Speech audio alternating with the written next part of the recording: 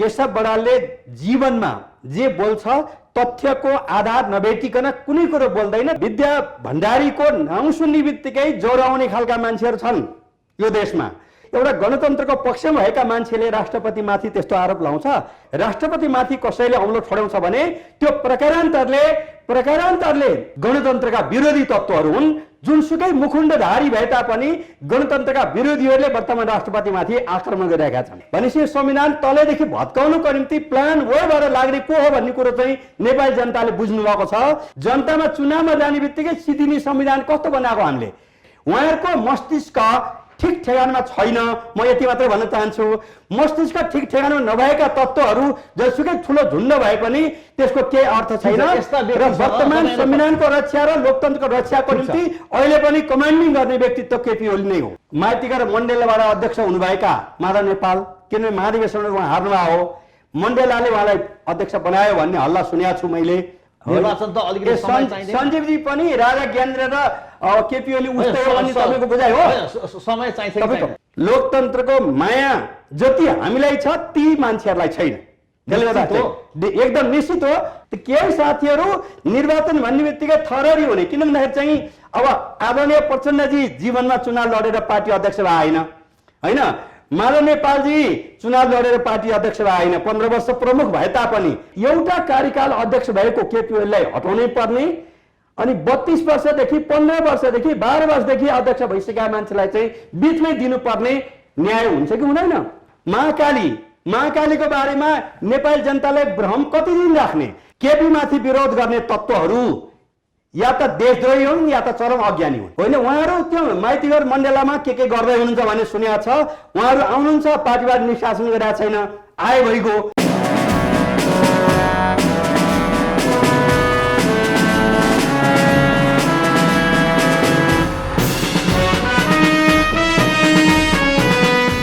नमस्कार, हेडलाइन नेपालको हेडलाइन विशेषमा तपाईलाई हार्दिक स्वागत छ। आज हामीले अहिलेको वर्तमान समसामयिक राजनीतिक परिस्थितिको बारेमा आज हामी समीक्षागत र अलिकता हामीले संक्षिप्त रूपमा नै आज हामी कुराकानी गर्नेछौँ। र आजका हाम्रा हेडलाइन विशेषका हाम्रा अतिथि हुनुहुन्छ नेकपाका सल्लाहकार परिषदका अध्यक्ष, स्थायी समिति सदस्य, पूर्व मन्त्री, नेकपाका नेता केशव बडाल। बडालजी, यहाँलाई हेडलाइन विशेषमा स्वागत छ। धन्यवाद छ। अब बडालजी, यो के भएको? यो प्रधानमन्त्रीज्यूले कस्तो कदम उठाउनु भयो? सबै राजनीतिक तरङ्ग सुरु भयो त, जताततै तरङ्ग छ, अदालतदेखि लिएर सडकसम्म, के भएको यो? सर्वप्रथम त सञ्जीव रेग्मीजी, हेडलाइन परिवार र सम्पूर्ण दर्शक महानुभावहरूमा मेरो प्रणाम छ, नमस्कार छ, अभिवादन छ। अब यो के भएको भन्ने जुन भन्नुभयो त्यो तपाईँ पनि जानकार हुनुहुन्छ। अब सिँगै तिनको नेपाली जानकार छन् कि एउटा वर्तमान अवस्थामा सम्मानित प्रधानमन्त्री पार्टी अध्यक्ष केपी ओलीलाई संसद विघटन गर्ने तहसम्म पुर्याउनुको निम्ति चाहिँ हाम्रा 3 जना पूर्व प्रधानमन्त्रीहरूको बहुत ठुलो योगदान छ। उहाँहरूले अब चाहिँ सचिवालयको 73 वटा बैठकमा 91% समय आफ्नै बारेमा, आफन्तको बारेमा, नियुक्ति इत्यादिको बारेमा हुँदा चाहिँ अब अन्तिममा आएर चाहिँ। तर प्रधानमन्त्री केपी शर्मा ओली पार्टीका जो अध्यक्ष, उहाँ त बैठकमै जानुहुन्न थियो। उहाँले त त्यो आरोप लगाउनु भयो नि, उहाँ पार्टीको बैठकमा नजाने, उपस्थिति नै नहुने, कुराहरू फेसै नगर्ने, उहाँहरूको आरोप त त्यो हो नि। बाहिर आरोप छोडिदिनुहोस्, सचिवालयको बैठकमा, सचिवालयमा 9 जना हुनुहुन्छ, 73 वटा बैठक बसिया छ। केपी ओली बिना त्यो एउटा पनि बैठक बसिया छैन। 73 वटा बैठक बसिया छ। एकता पछिको म कुरा गर्दैछु, 2 वर्ष चान्चुनको अवधिमा 73 वटा बैठकमा 91% समय र इस्यु नेपाली, तिनको नेपाली जनताको बारेमा, श्रमिक जनताको बारेमा, हक अधिकारको बारेमा, संविधानलाई क्रियान्वयन गर्ने बारेमा कुनै छलफल भएको होइन।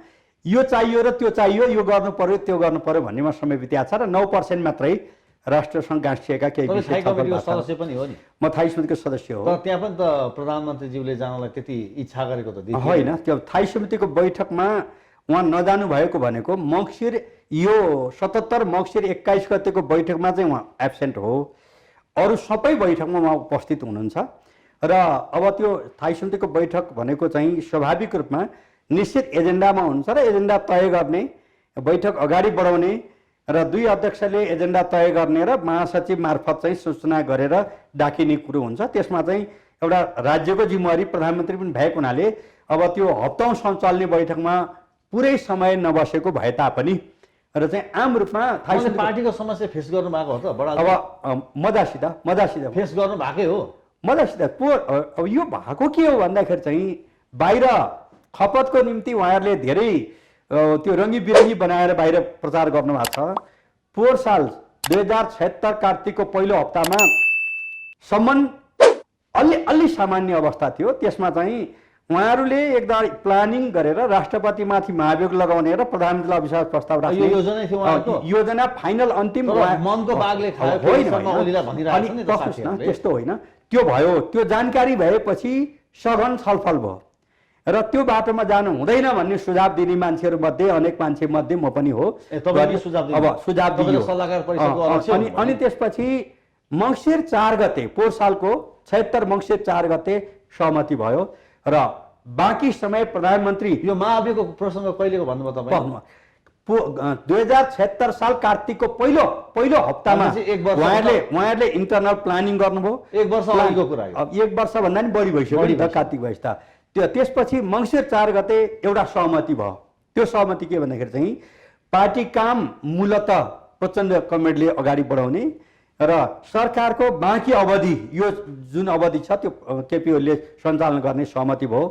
त्यसपछि मङ्सिर 29 गतेबाट पुसको 6 गतेसम्म स्थायी समितिको बैठक भयो, सघन ढङ्गले छलफल भयो होइन। 8 दिनसम्म लगातार छलफल भयो र त्यसले राम्रै अगाडि बढायो र 76 माघ 15 देखि 19 सम्म केन्द्रीय कमिटीको बैठक बस्यो।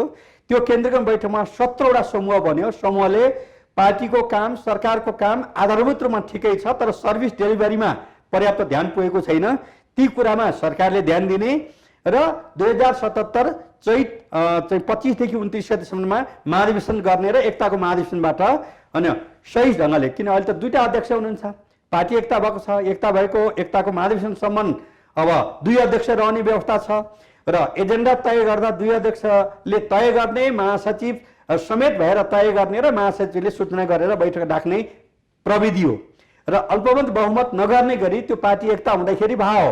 किनखेरि सचिवालयमा 6-3 थियो, तत्कालीन नेकपा एमाले तर्फबाट 6 जना, माओवादीको केन्द्रको तर्फबाट चाहिँ 3 जना हुनुहुन्थ्यो। त्यो किन सर्वसम्मतबाट मात्रै अगाडि बढाउने र किन अल्पमत नगर्ने एकताको महाधिवेशनसम्म भन्दाखेरि चाहिँ भनेको पार्टी एकता गर्दा 60-40 को अवस्था थियो। त्यसमा बहुमत अल्पमत गर्न भोलिपल्ट थाले भए के हुन्थ्यो, त्यो खालको थियो। त यो कुरोलाई ढाकछोप गर्ने काम अहिले धेरै एकदमै यो निश्चित कुरा गरिरहनु भएको छ नि। महाअभियोगको लागि साथीहरू तयार हुनुहुन्थ्यो, मजासित योजना हो, उहाँहरूको भयानक प्लानिङ हो। त्यो प्लानिङ त्यसपछि मैले श्रृङ्खला भनिसकेँ। फाइदा कसलाई हो? उहाँको चाहना के त? मानौँला ठिक छ, उहाँको चाहनातर्फ नजाउँ गरे महाअभियोग लगाउँदा आफ्नै पार्टीका प्रधानमन्त्री या राष्ट्रपतिलाई महाअभियोग लगाउँदा यसले फाइदा चाहिँ कसलाई गर्थ्यो भन्नुहोस् त? अब त्यो फाइदा राजनीतिमा एउटा उद्देश्य त हुन्छ। उद्देश्य के त? फाइदा के त भन्दाखेरि चाहिँ महाअभियोग लगाएपछि चाहिँ उहाँहरूको प्लानिङ भनेको जेएन खनाललाई राष्ट्रपति बनाउने, माधव नेपाल र प्रचण्डजीले चाहिँ प्रधानमन्त्री र अध्यक्षको जिम्मेवारी बोक्ने र केपी ओलीलाई सबै ठाउँबाट निष्कासन गर्ने, जुन दुईजनाले हस्ताक्षर गरेर पार्टी एकता भएको छ। तर एकता प्रक्रियामा एकताको मनको बाग होइन नि बडालजी, एकदम तपाईँ सुझाव गरेर सुन्नुहोस् न। केशव बडालले जीवनमा जे बोल्छ तथ्यको आधार नभेटिकन कुनै कुरो बोल्दैन, त्यसको निम्ति कुनै पनि जजमेन्ट गर्नको निम्ति तपाईँहरू किन भन्दा यसले यहाँ के भनिँदैछ भने केपी शर्मा ओलीज्यूलाई चाहिँ मनको बाघले खायो, उहाँलाई पार्लियामेन्ट देख्नै नआउने भयो, पार्लियामेन्ट फोबिया भयो, देखो कि आतिन थाल्नुभयो, मनको बाघले खायो भनेर साथीहरूले आरोप लगाइरहेका छन्। आरोप लाउनेहरूको निम्ति त त्यति मात्रै आरोप लाएका छन् र। तपाईँले हिजो सुन्नुभयो होला होइन, हिटलर मुसोलिनी तोजो भन्दा पनि खराब को भन्दाखेरि केपी ओली भन्न भ्याउनु भयो। जो मान्छे आजीवन 50 वर्षदेखि राष्ट्र, जनता, राष्ट्रिय स्वाधीनता, राष्ट्रिय एकता, राष्ट्रिय अखण्डता, सार्वभौमिकता, संविधानको निर्माण र लोकतन्त्रको निम्ति लड्यो, त्यो मान्छेलाई यस्ता आरोप लाउनेहरू पनि रहेछन्। कस्तो चेतना बोकेका मान्छेलाई अध्यक्ष अब वरिष्ठ नेता बनाएका रहेछौँ भन्दा चाहिँ तिनको नेपाली जनताले बडो गम्भीरता साथ लिइराखेका छन्। राष्ट्रपतिलाई पनि ताने नि त, यहाँ विवादमा तानिदिए। राष्ट्रपति होइन। पूर्व राजाहरूले गरेको भन्दा पनि अलिक डिक्टेटर भएर आउनुभयो, डिक्टेटरसिप देखियो। हेर्नुहोस्, पूर्व राजाहरूले त त्यसरी विघटन गर्न लाँदाखेरि यसो परामर्श गर्ने पनि त्यो खालको संस्कार थियो, त्यसलाई पनि कुल्चिनुभयो भन्ने पनि कुराहरू आयो। होइन, राष्ट्रपतिलाई पनि विवादमा तान्यो, क्या बढाल्छु। अलिकति मेरो कुरो भन्न दिनुहोस्। प्रश्न के हो भने जब 2046 सालमा भूमिगत ढङ्गले चौथो महाधिवेशन भयो, त्यो महाधिवेशनले मदन भण्डारीलाई पार्टी महासचिव बनायो। त्यही बेलादेखि मदन भण्डारीलाई मन नपराउने, जनताको बहुदल जनवादी कार्यक्रमलाई मन नपराउने र चाहिँ लोकतान्त्रिक ढङ्गले कम्युनिस्ट पार्टीलाई अगाडि बढाउनु कुरालाई मन नपराउने शक्तिहरू र 5औं महाधिवेशनमा जब आजको विपक्षमा उभिएका मान्छेहरूको चाहिँ एउटा झुन्ड पनि त्यतै लागेको छ। तर मान्य नेपाल पस्नुहोस् न, पस्नुहोस् न। समूहले मदन भण्डारीलाई नमानेको कुनै समय थियो र इतिहासकाल मजासित तपाईँलाई जानकारी छ? मजासित कहिले कहिले कहिले नभन्नुहोस् न, 38 वर्ष त लगातार एउटै कमिटीमा माधव नेपाल, जेएन खनाल, वामदेव गौतम, ईश्वर पोखरेल लगायतकासँग बस्या हो र केपी ओलीसँग त 44 सालपछि मात्रै जेलबाट बाहिर आउनुभयो सँगै हो। त्यसले गर्दा चाहिँ उहाँहरूको कति बेला के भन्नुभएको थियो भन्ने कुराका तथ्याङ्कहरू तपाईँको यो छोटो समयमा पुरा हुँदैन। मन पराउनु हुन्थेन, मन पराउनु हुन्थेन र विद्या भण्डारीको नाउँ सुन्ने बित्तिकै ज्वरो आउने खालका मान्छेहरू छन् यो देशमा। र अहिले पनि अब सम्मानित राष्ट्रपति, एउटा महिला राष्ट्रपति भएको छ। गणतन्त्र लिएर आउनको निम्ति चाहिँ सङ्घर्ष गर्ने हामीहरूको बिचमा होइन, राष्ट्रपतिको नाउँ लिएर कस्ता नारा लागे बाटामा, सडकमा, कति घिनलाग्दो नारा लागे। एउटा गणतन्त्रको पक्षमा भएका मान्छेले राष्ट्रपतिमाथि त्यस्तो आरोप लाउँछ। त्यसले गर्दा राष्ट्रपतिको कुनै दोष छैन र वर्तमान संविधान अनुसार क्याबिनेटले निर्णय गरेर गएको प्रधानमन्त्री लगेका कुरोलाई त्यहाँ चाहिँ अगर मगर भन्ने अधिकार राष्ट्रपतिलाई छैन। त्यसले गर्दा जति गाली गर्नुपर्ने भन्नुपर्ने अरू हामीलाई गाली गरे भो, केपीलाई गाली गरे भो, राष्ट्रपतिमाथि कसैले औँलो ठड्याउँछ भने त्यो प्रकारान्तरले होइन गणतन्त्रका विरोधी तत्त्वहरू हुन्। जुनसुकै मुखुण्डधारी भए तापनि गणतन्त्रका विरोधीहरूले वर्तमान राष्ट्रपतिमाथि आक्रमण गरिरहेका छन्। ठिक छ, तपाईँले गणतन्त्र विरोधी भन्नुभयो। आज हामी सङ्घीय लोकतान्त्रिक गणतन्त्रमा छौँ। धेरै किसिमको सङ्घर्षबाट यो प्राप्त भएको छ होइन, तपाईँलाई पनि राम्रैसँग जानकारी छ। तपाईँ जानकारी होइन, जानकारी मात्र होइन, 48 वर्षदेखि त्यसकै निम्ति निरन्तर लडाइँ लडेको मान्छे मध्ये 62-63मा त हामी पनि सडकमा आएका थियौँ, सञ्चार जगत पनि आएको थियो, तपाईँहरू सँगसँगै हामी सँगै थियौँ। अब यो बताइदिनुहोस्, आज जसरी तपाईँले मैले गणतन्त्रको लोकतन्त्रको कुरा गर्दै गर्दा साथीहरूले के भनिरहेका छन् भने अहिले प्रधानमन्त्री केपी शर्मा ओलीले जुन कदम चाल्नुभयो यसले संविधान अब कोल्याप्स हुन्छ, प्रदेशहरू पनि रहँदैनन्, प्रदेशमा पनि लफडाबाजी सुरु भइसक्यो, यो चाहिँ संविधानै सिद्ध्याउने, यो चाहिँ एकदमै ग्रान्ड डिजाइन हो, योजनाबद्ध ढङ्गले चाहिँ प्रधानमन्त्री केपी ओली चाहिँ अगाडि बढ्नुभयो। हामी चाहिँ वास्तवमा लोकतन्त्रका चाहिँ पक्षधर हौँ भन्ने कुराहरू तपाईँले सुनिरहनु भएको छ नि त? होइन, यो कदमले त संविधानै कोल्याप्स हुन्छ भन्ने कुरा आइसक्यो। सुन्न त सुन्या छ र तपाईँको समय थोर भएको हुनाले ठिक्क रिभर्स गर्नुहोस्। उहाँहरू वर्तमान संविधानलाई कोल्याप्स गर्न लागिराख्नु भएको छ, किनभने प्रदेशमा अविश्वास प्रस्ताव राख्नु भएको छ, केपीले राख्या हो, र दुईटा प्रदेशमा अविश्वासको प्रस्ताव राख्नु भएको छ।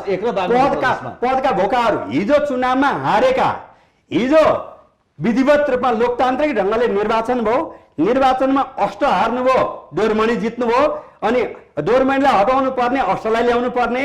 1 नम्बर प्रदेशमा होइन अब शेरधन राय जित्नुभयो, अब आचार्यजी हार्नुभयो, उहाँलाई पल्टाउनु पर्ने, फेरि ल्याउनु पर्ने भनेपछि संविधान तलैदेखि भत्काउनुको निम्ति प्लान वेबाट लाग्ने को हो भन्ने कुरो चाहिँ नेपाली जनताले बुझ्नु भएको छ र केही अबुझ मान्छेको कुरा बेग्लै कुरो हो। त्यसले गर्दा वर्तमान संविधानको प्रमुख निर्माता मध्ये केपी ओली हो। त्यसले गर्दा संविधानका अक्षर र भावनालाई होइन, हस्ताक्षर त छँदैछ, 308 धारा 90 अनुच्छेदमा हस्ताक्षर गर्ने मान्छे मध्ये म पनि हो। हामी 601 जना थियौँ होइन, सबैको छ। तर यसको अगुवाई त्यो संविधान ल्याउन नदिनुको निम्ति चाहिँ धेरै ठुलो षड्यन्त्र भएको थियो। त्यो षड्यन्त्रलाई चिरेर होइन वर्तमान संविधान ल्याउनको निम्ति साह्रै ठुलो भूमिका निभाउने 1 नम्बरमा अगुवाई गर्ने केपी ओली हो। 2 नम्बरमा तत्कालीन प्रधानमन्त्री सुशील कोइराला हुनुहुन्छ, 3 नम्बरमा शेरबहादुर देउवा हुनुहुन्छ, 4 नम्बरमा कृष्ण सिटला हुनुहुन्छ, 5 नम्बरमा विजय गजदारजी हुनुहुन्छ। उहाँहरूको चट्टानी टिमको चट्टानी अडानले वर्तमान संविधान आएको हो। त्यसले गर्दा यो संविधानको रक्षा कसरी गर्नुपर्छ, जनतामा चुनावमा जाने बित्तिकै सिद्धिने संविधान कस्तो बनाएको हामीले, चुनावमा गएर जनताको ऐमत असंवैधानिक निर्वाचन हुन्छ अरे नि? होइन होइन, कसले के भन्छ त्यतातिर नजानुस् न। 76 मा होइन, जो मान्छे तपाईहरुले बनाएको संविधानको धारा 76 मा त्यो राइट्स नै छैन। पस्नुस् न। अब यो जो मान्छेले जीवनभर लोकतन्त्र, गणतन्त्र र वर्तमान संविधान निर्माण गर्नको निम्ति मूल भूमिका निभायो, त्यो मान्छेलाई होइन हिटलर, मुसोलिनी, तोजोसँग दाँज छन् भने उहाँहरूको मस्तिष्क ठिक ठेगानमा छैन। म यति मात्रै भन्न चाहन्छु, मस्तिष्क ठिक ठेगानमा नभएका तत्त्वहरू जसुकै ठुलो झुन्ड भए पनि त्यसको केही अर्थ छैन।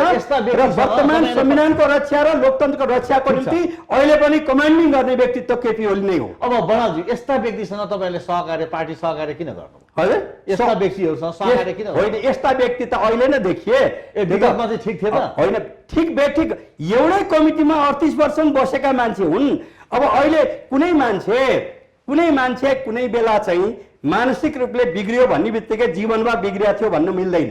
त्यसले गर्दा चाहिँ उहाँहरूको जस्तो मेरो धेरै आरोपण छैन। यति हो कि उहाँहरू अहिले ठिक बाटोमा हुनुहुन्न, किनभने पार्टी एकता गरेका छ। एकता गर्नु पर्यो भन्दा आजै पनि, भोलि पनि, पर्सि पनि थाई समितिमा खनखन गर्ने होइन।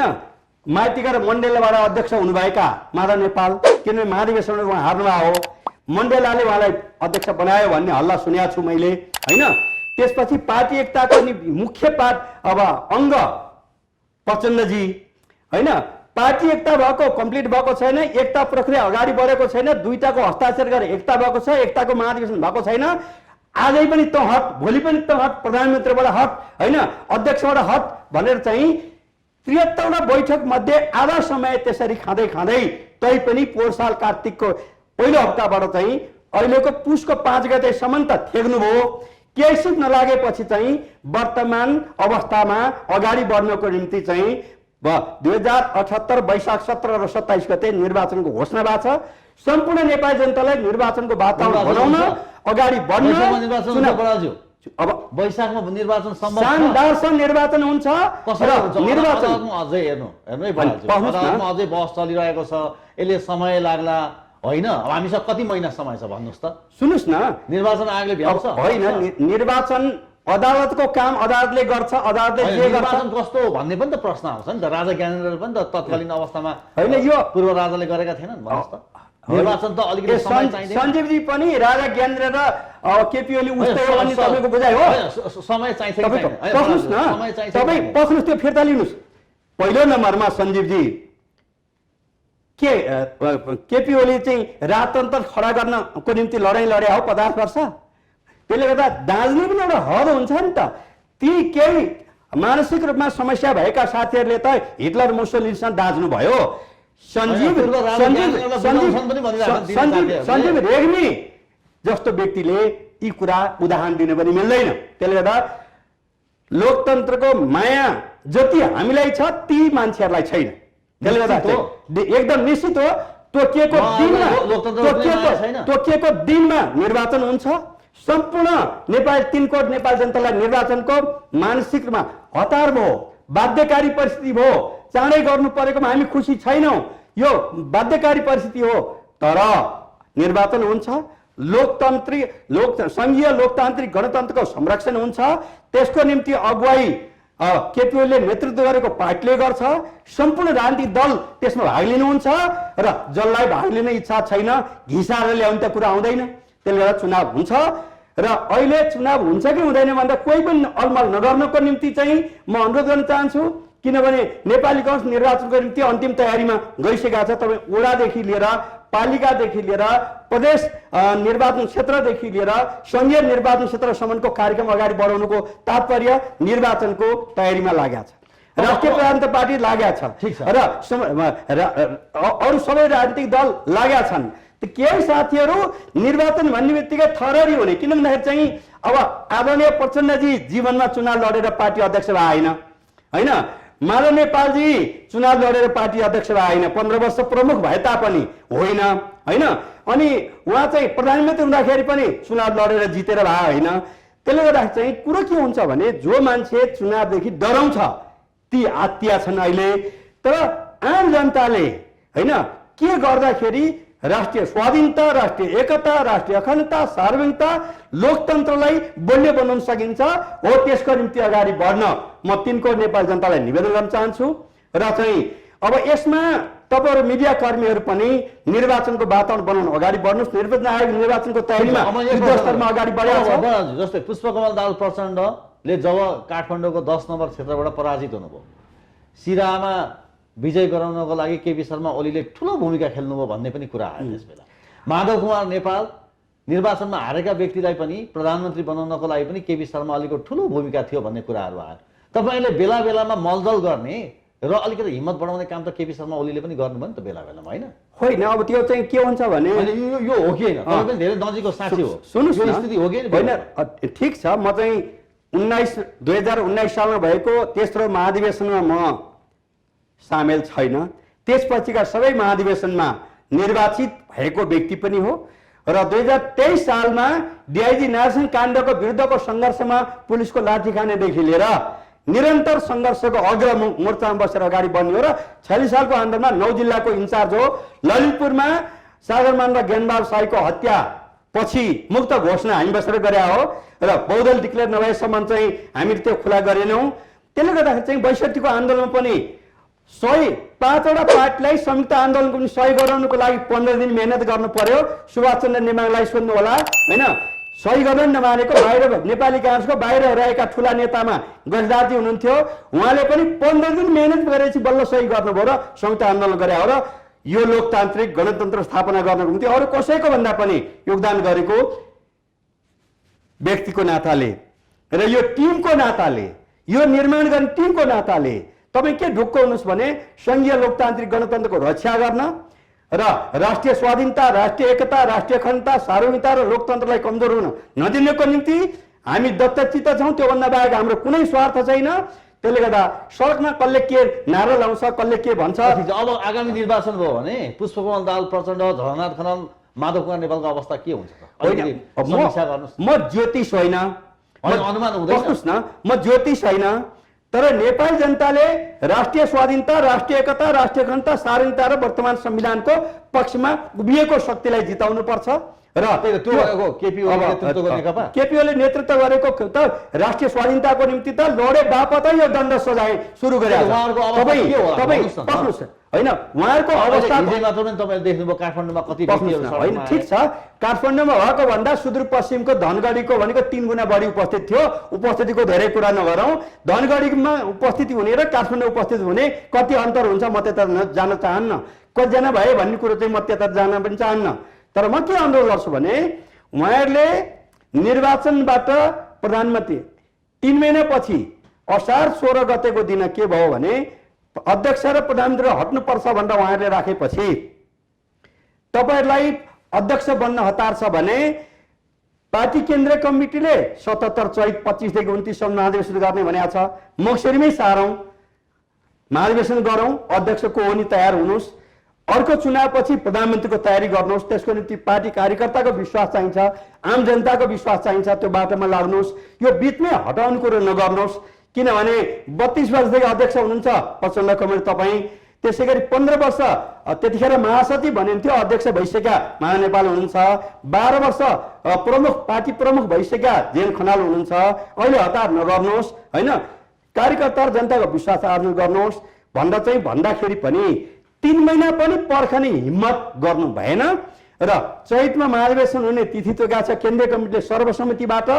त्यो सम्म पर्खिने गरी यो विषयलाई त केपीओले गत मङ्सिर यही 77 मङ्सिर 21 गतेको थाइसुको बैठकमा लिखित रूपमा अर्को महाधिवेशन पछि म अध्यक्ष उठ्दिनँ, अर्को आम चुनावपछि म प्रधानमन्त्री बन्दिनँ, तब तयारी गर्नुहोस्, पार्टीलाई एकताबद्ध लैजानुहोस् भनेर लिखितै दिनुभएको छ, लिखितै पेश भएको छ। त्यो पनि नभएर आजै हट, भरे हट, भोलि हट, आजै हट, भोलि हट, अनि मै हुनु पर्यो भन्ने बाहेक केही छैन भने उहाँहरूलाई जनताले कसरी मूल्याङ्कन गर्ने हो तिनको नेपाली जनतालाई मेरो निवेदन छ। यसरी एउटा कार्यकाल अध्यक्ष भएको केपीओलाई हटाउनै पर्ने अनि 32 वर्षदेखि 15 वर्षदेखि 12 वर्षदेखि अध्यक्ष भइसकेका मान्छेलाई चाहिँ बिचमै दिनुपर्ने न्याय हुन्छ कि हुँदैन? एउटा कार्यकाल पुरा गर्न पाउनुपर्छ पर्दैन? त्यही केपीओली नाकाबन्दीमा चट्टानी अडाउँदा चाइनासँग चाहिँ चाइनासँग चाहिँ व्यापार बारबान सन्धि गरे बापत अविश्वास प्रस्ताव त्यतिखेर राखियो। अहिले पनि सञ्जीवजीले चुच्चे नक्सा हेर्नु भएको थिएन होला। चुच्चे नक्सा सिङ्गै राष्ट्रको एकताबद्ध गरेर पास गराएपछि चाहिँ उहाँलाई हटाइनु पर्ने त्यही पाठ्य पुस्तकमा फेरि छापिएन नि त बडालजी। होइन पाठ्य पुस्तकमा त त्यो पाठ्य पुस्तक हेर्नु न के लेखा छ त्यहाँनिर भूमिकामा के लेखा छ त्यो अरूकै पर्चा हो कि त्यो पुस्तक थाहा हुँदैन। भूमिकामा चुच्चे नक्सा पास गरेको छ र त्यसको दायाँ गर्नुहुन्न भन्ने कुरा अडान छ।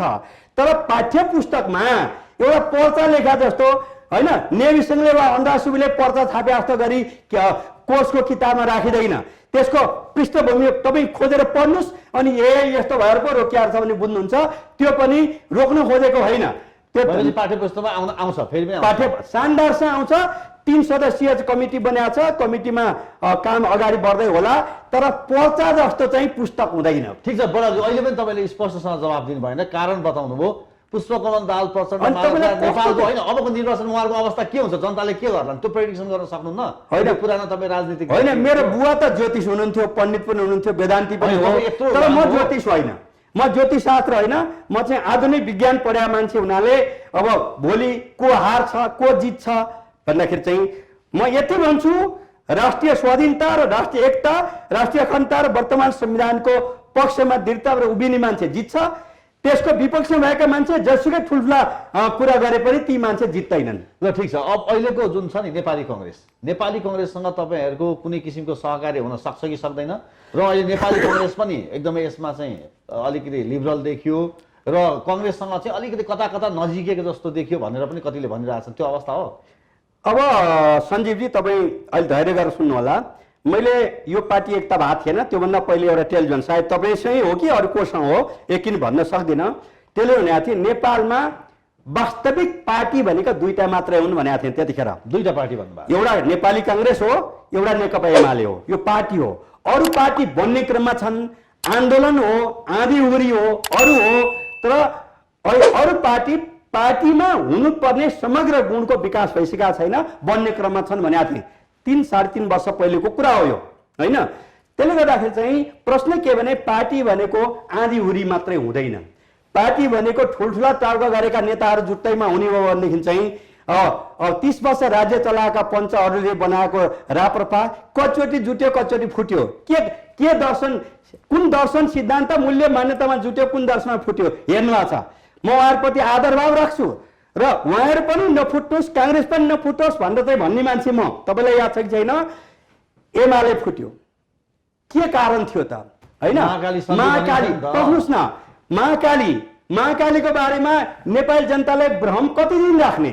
महाकाली सन्धिको बेलामा प्रधानमन्त्री शेरबहादुर हुनुहुन्थ्यो जलस्रोत मन्त्री पशुपति शमशेर हुनुहुन्थ्यो हाम्रो पार्टीको महासचिव माना नेपाल हुनुहुन्थ्यो अनि सबै दोषभरि चाहिँ केपी माथि लगाउने भन्दा निर्दयी मान्छे अथवा निर्घृणी मान्छे को हुन्छ? त्यसले उहाँ कुनै पोर्टफोलियोमै हुनुहुन्थेन भनेपछि प्रधानमन्त्रीको पनि दोष छैन जलस्रोत मन्त्रीको पनि दोष छैन एमालेको महासचिवको पनि दोष छैन केपी ओलीको। अझ हुँदा तपाईँ के छ भने त्यो बारेमा केन्द्रीय कमिटीमा चाहिँ थुप्रै बहस भयो। बहस भएपछि मभन्दा ठिक्क पछाडि असलम साक्य अलि पछाडि राजेन्द्र श्रेष्ठ हुनुहुन्थ्यो। उहाँहरूलाई मैले के भने अहिले तपाईँहरूभन्दा पावरफुल यो पार्टीमा कोही छैन किनभने ड्रप हो। तपाईँहरूले जता भोट हाल्नुहुन्छ त्यही निर्णय हुन्छ। अष्टजी नजिकै हुनुहुन्थ्यो लक्ष्मी साक्यलाई मैले भने तपाईँ जता इच्छा लाग्छ भोट हाल्नुहोस् ड्रप हो राति पनि भइसकेका छ भन्दाखेरि उहाँहरूले कतै पनि भोट हाल्नु भएन त्यो अवस्था थियो भन्दाखेरि अनि त्यो दोष चाहिँ केपी ओली माथि लगाउने निर्दयीमान। फेरि कुरो के हो भने यो पास भयो 52मा अनि 54सम्म वामदेव गौतम चाहिँ अब पार्टीको उपप्रधान र गृहमन्त्री हुनुहुन्थ्यो। 54को लोकल चुनाव उहाँ भएकै बेलामा भयो अनि पार्टी फुट्यो 6औं महाधिवेशन पछि अनि त्यो महाकालीसँग गाँसेर केपी माथि विरोध गर्ने तत्त्वहरू या त देशद्रोही हुन् या त चरम अज्ञानी हुन्। तर अहिले पनि त सीपी मैनाली जस्ता व्यक्तिहरूले अहिले पनि अन्तर्वार्तामा यो कुरा बोल्दै हिँडिरहनु भएको छ नि त। सीपी मैनाली बिचरा उहाँलाई म केही भन्दै चाहन्न। उहाँ बिचरा मेरो टोले पनि हो मेरो छतबाट उहाँको घर देखिन्छ म अर्थ केही भन्न चाहन्न र अब उहाँको बारेमा अहिले म केही चर्चा गर्न चाहन्न। उहाँले के बोल्नुहुन्छ के बोल्नुहुन्न भन्ने कुरामा अहिले धेरै भनेपछि जरुरत छैन। कांग्रेससँग तपाईँहरू कुनै किसिमको सहकार्य हुने हेर्नुहोस्, सम्भावना? एउटा कुरो के छ भने सहकार्य कोसँग हुन्छ कोसँग हुँदैन मैले एक्लै फाइनल गर्ने विषय होइन। एउटा कुरो के भने नेपाली कांग्रेस साँच्चैको पार्टी हो, साँच्चैको पार्टी हो र पार्टीमा हुनुपर्ने गुण भएको त्यो शक्ति हो। त्यति मात्र होइन, तपाईँ अब चाहिँ 6 साल 5 सालमा नेपाली कांग्रेस स्थापना भयो, 6 सालमा कम्युनिस्ट पार्टी स्थापना भयो र यो देशमा राणाशाही अन्त्य गर्न पनि दुईटा पार्टी मिलाएर मिलेरै राणाशाही अन्त्य भयो र अनि 17 सालमा जब राजाले कु गरे 2/3 बहुमत ल्याएको आदरणीय बीपी कोइरालाको नेतृत्वको सरकारलाई विज्ञापन गरे, त्यसपछि कम्युनिस्ट पुष्पलालले बीपीलाई राख्नुभएको कुरो के हो भन्दाखेरि जे खोसिएको छ त्यही प्राप्तिको लडाईँ लडौँ, विगतित संसदको पुनर्स्थापनाको मूल माग बनाएर जाउँ। हाम्रो 4 सिट हो, तपाईँको 74 सिट हो र पुनर्स्थापना हुँदा फाइदा हुने तपाईँलाई नै हो, तर यही कुरो जानुपर्छ भनेर चाहिँ पुष्पलालले भन्नुभयो। उहाँहरू मान्नु भएन। 46 सालमा नेकपाको चौथो महाधिवेशन सम्पन्न भएपछि हैन मनन भण्डारीको अगुवाईमा आदरणीय गणेशमानजीसँग वार्ता भयो, कुराकानी भयो, त्यसको केन्द्रीय कमिटीको सदस्य म पनि हो र यसरी गएपछि चाहिँ कांग्रेस र कम्युनिस्ट एक ठाउँ आएपछि नै पञ्चायत व्यवस्थाको अन्त्य भएर लोकतन्त्र स्थापना भयो। त्यसले गर्दा चाहिँ त्यसपछि फेरि 57 मा म एउटा कुरो भन्न चाहन्छु आज तपाईहरुलाई, माधव नेपालले नेतृत्वले संसद चल्न नदिएर 57 दिनसम्म हाउस बन्द गराउनु भयो। थाइसुदीको बैठकमा मैले माधव नेपाललाई भने हेर्नुस् बंगलादेशमा 1 वर्षसम्म हाउस चल्न दिएको थिएन, बंगलादेशमा त राजा खडा छैन, नेपाल त्यस्तो होइन, विरोधका अरू उपायहरू गरौँ, तर यो लाउडा प्रकरणमा 57 दिन त्यो 40 दिन भइसकेको थियो, 40 दिन भइसकेको थियो, यो लम्बाइता नगरौँ र चाहिँ विरोधका अरू उपाय गरौँ, हाउस बन्द नगरौँ भनेर मैले थाइसुदीमा बैठक राख्दाखेरि कमरेड तपाईँ यसपालि चुनाव हार्नु भएको छ, त्यसले गर्दा तपाईँ संसदको कुरा हामीलाई गर्न दिनुस्, तपाईँ यस्तो नगर्नुहोस् भन्नुभयो। यसरी लाउडा प्रकरण भनेर प्लेन बनाएर लाखौं खर्च गरेर बल्खुको पार्टी कार्यालय वारपार हुने प्लेन बनाएर चाहिँ लस्कर जुलुस गर्नुभयो। त्यसपछि राजाकोमा पुग्यो पावर हैन। त्यसले गर्दा चाहिँ कुरो के हो भने माओवादीको जंगली आक्रमण र शहर क्षेत्रमा माधव नेपालको यो जुन चाहिँ लाउडा प्रकरणमा गिर्जा विरोधी संघर्ष जुन भयो, त्यही कारणले त्यही क्षेत्रबाट छिरेर चाहिँ अब राजाले टेकअप गरे हो। त्यसले गर्दा राजा आउने वातावरण सिर्जना गर्ने माधव नेपालको अगुवाई भएको त्यति बेलाको कार्यक्रम र चाहिँ माओवादीको चाहिँ हरेक महिनामा एउटा सदरमुकाम प्रहार गर्ने आक्रमण गर्ने कुराले गर्दा राजा टेकअप गर्न आइपुग्या हो। त्यसले गर्दा चाहिँ कुरो के हो भने अहिले पनि लोकतन्त्रलाई समाप्त गर्नको निम्ति हैन केपी ओलीको विरुद्धमा जुन षड्यन्त्र सुरु भएको छ, लोकतन्त्रको विरोधमा छ, यो कुरालाई गहिरो ढंगले बुझ्नको निम्ति म सम्पूर्ण नेपाली जनतालाई आह्वान पनि गर्न चाहन्छु। भनेपछि कांग्रेस र नेकपा ओली नेतृत्वको समूह लोकतन्त्रका निम्ति दुईटाको बीचमा हातेमालो हुनुपर्छ। त्यसको पक्षमा हो तपाईँ? बिल्कुल बिल्कुल, किन राष्ट्रियताको सवालमा लोकतन्त्रको सवालमा नेपाली कांग्रेस र अब हाम्रो पार्टी केपी ओली नेतृत्वको पार्टीको बीचमा निकट सम्बन्ध नहुनु भने निकट सम्बन्ध हुन जरुरी छ अहिलेको अवस्थामा। भनेपछि अब पुष्पकमल दाहाल प्रचण्ड र माधव कुमार नेपालहरुसँग अगाडि बढ्ने सम्भावना छैन? होइन, उहाँहरू त्यो माइतीघर मण्डेलामा के गर्दै हुनुहुन्छ भन्ने सुनेको छ। उहाँहरू आउनुहुन्छ, पार्टीबाट निष्कासन गरेका छैन, आए भइगयो। बस्नुहोस् न, होइन उहाँहरू त त्यो माइतीघर मण्डेलाबाट कारबाही गरेर हुँदैन, र पार्टीमा उहाँहरूलाई निष्कासन गरेका छैन। आउनुहोस्, सुध्रिएर आउनुहोस्, स्वागत गर्नुहोस् र महाधिवेशनसम्म पर्खनुहोस्, अर्को चुनावसम्म पर्खनुहोस्, अध्यक्ष चाहिने अध्यक्ष लिनुहोस् हैन इत्यादि। आउनुहुन्न, सडकमै जानुहुन्छ भने अब यो विषयमा मैले अरू केही थप भन्नु पर्दैन, आम नेपाली जनताले बुझ्नु भएको छ। हस्त बडालजी हेडलाइन विशेषमा आइदिनु भयो, केही कुराकानीहरू भयो, भलाकुसारी भयो तपाईँ हामी बीचमा, धेरै धेरै धन्यवाद छ। हेडलाइन विशेषलाई सञ्जीव रेग्मीजीलाई र सम्पूर्ण आदरणीय दर्शक महानुभावहरूलाई राष्ट्रिय स्वाधीनता, राष्ट्रिय एकता, राष्ट्रिय अखण्डता, सार्वभौमिकता र संविधानको रक्षाको निम्ति एकताबद्ध भएर अगाडि बढ्नको निम्ति म निवेदन गर्न चाहन्छु। हवस् त, धन्यवाद, नमस्कार।